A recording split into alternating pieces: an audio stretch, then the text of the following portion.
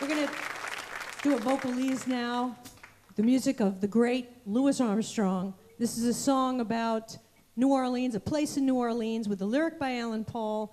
This is called Stompin' at Mahogany Hall. Folks are stomping at Mahogany Hall tonight. Well, let me tell you about this house of shame where the folks will talk and hush about.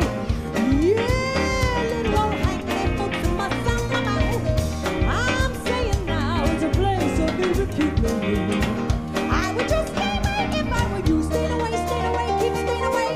Yeah, man, if you feel like loving is what you're all about. Go find a wife that you can love, truly love. Then the light above will bless and watch over you.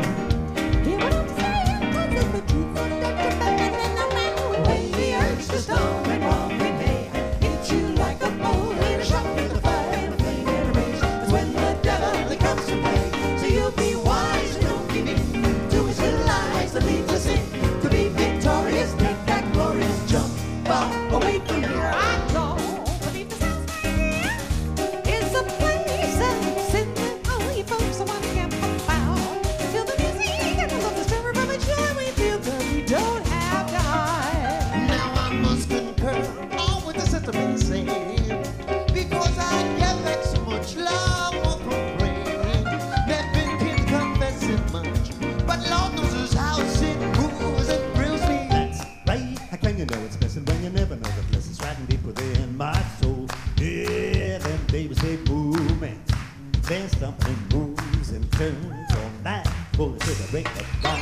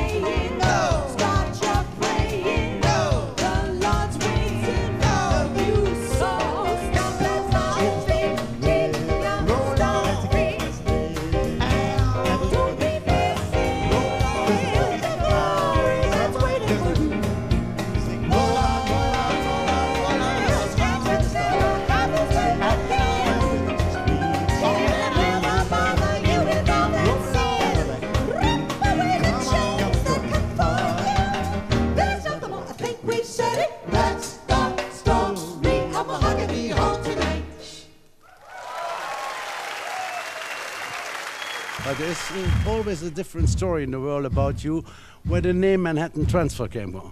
What is the story about that? It comes from a book that was written by John Dos Passos. He was a great writer in America in the 20s, a very social writer, and he was part of that group in Paris, the Lost Generation, we call him, with Hemingway and Gertrude Stein.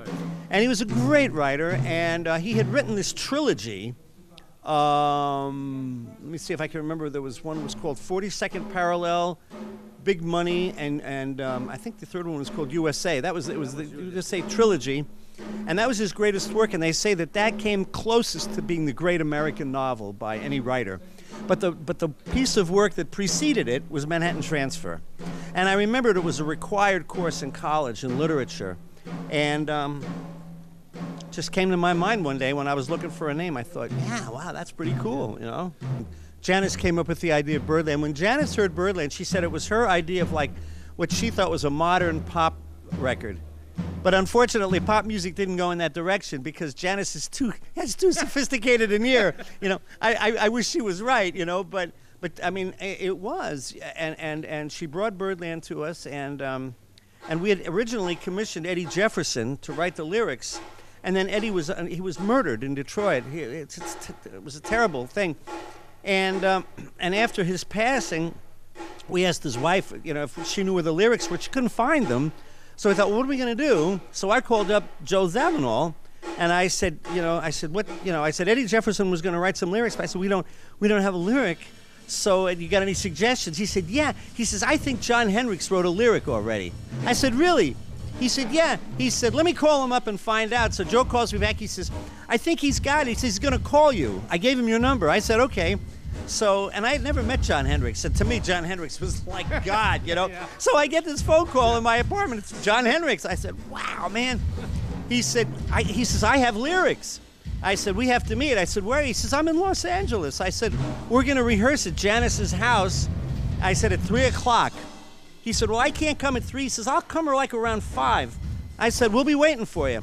So he came in with his daughter and his daughter's girlfriend at 5 o'clock with the lyrics, and we hung out and we sang Doodlin', we sang, you know, Four Brothers, we sang all the stuff that we did with his lyrics, and we hung out till about 7:30 or 8 o'clock. I think we went out in 8 afterwards, and we've been hanging out with him ever since, you know. He's like, to me, he's like my father, you know, my musical father.